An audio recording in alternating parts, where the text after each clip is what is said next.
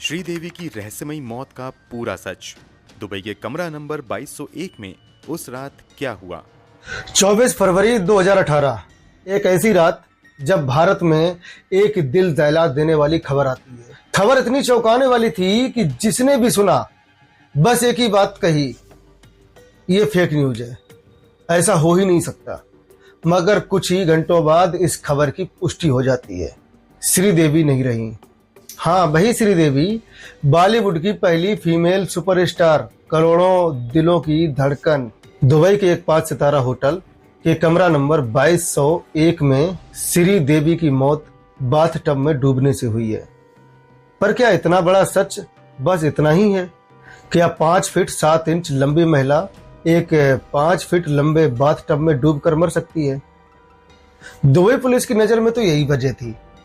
लेकिन अगर आप जानेंगे उन 4 दिनों में क्या कुछ हुआ था और उस रात कमरा नंबर 2201 के अंदर क्या क्या घटा, तो शायद आप भी कह उठेंगे, नहीं, इसमें कुछ तो गड़बड़ है। तो नमस्कार दोस्तों, मैं हूं अजय प्रजापति और आप देख रहे हैं क्राइम बाइस की एक नई कहानी। इस सच्ची घटना की शुरुआत होती है 21 फरवरी 2018। दुबई में मोहित मारवाह की शादी थी, कपूर खानदान की शाही शादी। श्रीदेवी अपने पति बोनी कपूर और बेटी खुशी के साथ शामिल हुई। तस्वीरें इंस्टाग्राम पोस्टेड हैं, हर जगह पड़ी हुई हैं। हर जगह श्रीदेवी की मुस्कुराती हुई तस्वीरें वायरल हो रही थी। पर शादी के अगले ही दिन बोनी कपूर और खुशी भारत लौट आते हैं, क्योंकि उन्हें एक बिजनेस समिट में शामिल होना था। श्रीदेवी वहीं रुक जाती हैं। कहा गया अपनी बहन से मिलने और बेटी जानवी के लिए शॉपिंग करने के लिए वो वहां पे रुक जाती हैं। पर क्या ये सच्चाई थी? लेकिन सच ये था कि 22 तारीख को होटल चेक इन के बाद श्रीदेवी 48 घंटे तक अपने कमरे से बाहर ही नहीं निकली। अब सवाल उठता है, जब वो शॉपिंग के लिए रुकी थी तो बाहर क्यों नहीं निकली? क्या कोई और उनके साथ कमरे में था? 24 फरवरी की शाम पहली कहानी बोनी कपूर की जुबानी, वो भी बताते हैं आपको। वो अचानक श्रीदेवी को सरप्राइज देने दुबई पहुंचते हैं। कमरे पर दस्तक देते हैं। श्रीदेवी दरवाजा खोलती हैं, खुश होती हैं, दोनों बातें करते हैं और फिर श्रीदेवी नहाने के लिए बाथरूम में चली जाती हैं। कुछ देर बाद बोनी कपूर आवाज लगाते हैं, लेट हो रहा है यार, जल्दी करो। लेकिन अंदर से कोई जवाब नहीं आता। दरवाजा खोलकर देखते हैं श्रीदेवी बाथटब में बेसुध पड़ी है। ना सांस चल रही है, ना हलचल। डॉक्टर को नहीं, दोस्त को फोन किया जाता है और तब जाकर इमरजेंसी में कॉल होता है। पर वहीं दूसरी कहानी होटल स्टाफ की जुबानी, वो भी सुनिए आप। श्रीदेवी ने खुद फोन किया, पानी मंगवाया, डोर बेल बजती रही, कोई जवाब नहीं आया। दरवाजा खोला गया और उसके बाद श्रीदेवी बाथरूम के फर्श पर बेसुध पड़ी मिली। सांसें चल रही थी। तुरंत हॉस्पिटल ले जाया गया, लेकिन जान बचाई न जा सकी। अब आते हैं उस हिस्से पर जिसने श्रीदेवी की मौत को और भी रहस्यमयी बना दिया। पोस्टमार्टम रिपोर्ट और फॉरेंसिक खुलासे। 25 फरवरी को दुबई में पोस्टमार्टम होता है। रिपोर्ट सामने आती है और पूरा देश एक बार फिर चौंक जाता है। श्रीदेवी के शरीर में अल्कोहल के अंश पाए गए थे। रिपोर्ट कहती है कि वो नशे में थी और बाथटब में गिर गईं, जिससे डूबने से मौत हो गई। मगर सवाल उठता है कि श्रीदेवी शराब पीती थी क्या? उनके बेहद करीबियों ने कहा था वो कभी कभार शराब छूती थी, वो भी बेहद सीमित मात्रा में। तो फिर उस दिन इतनी ज्यादा शराब उनके शरीर में कैसे पहुंची? क्या किसी ने जबरदस्ती शराब पिलाई थी या कुछ और मिलाकर पिलाया गया था? एक और चौंकाने वाला पहलू यह था कि बाथटब की गहराई महज 5 फीट 1 इंच थी और श्रीदेवी की लंबाई 5 फीट 7 इंच। तो क्या कोई 5 फीट 7 इंच का व्यक्ति ऐसे ही एक 5 फीट के बाथटब में डूबकर मर सकता है?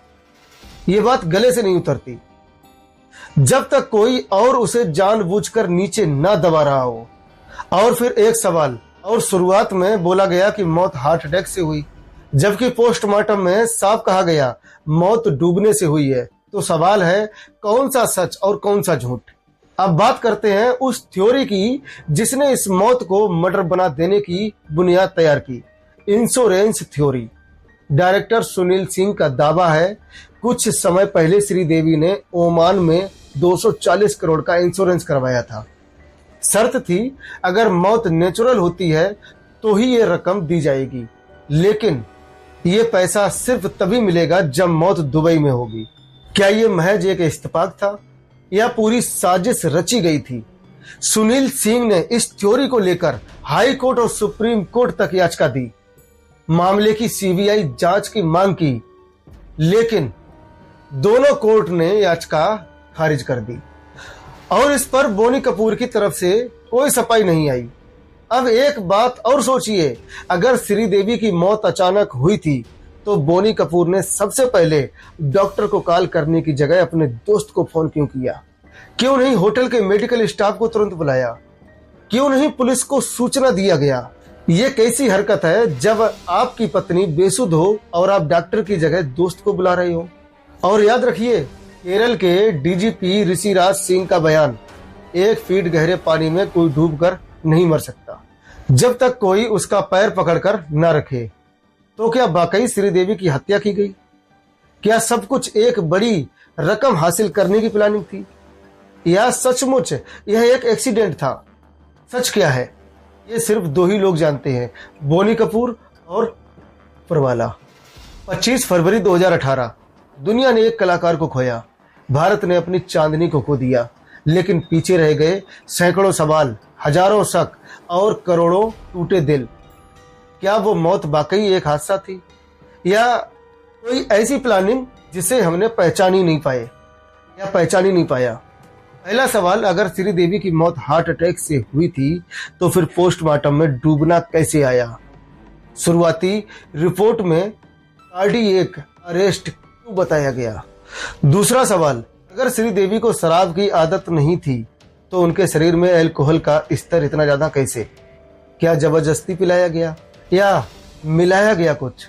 तीसरा सवाल, एक ऐसी औरत जो अपने वजन को लेकर बेहद सतर्क थी, डिनर से परहेज करती थी, जूस तक लिमिट में लेती थी, वो अचानक इतनी शराब कैसे पी सकती है?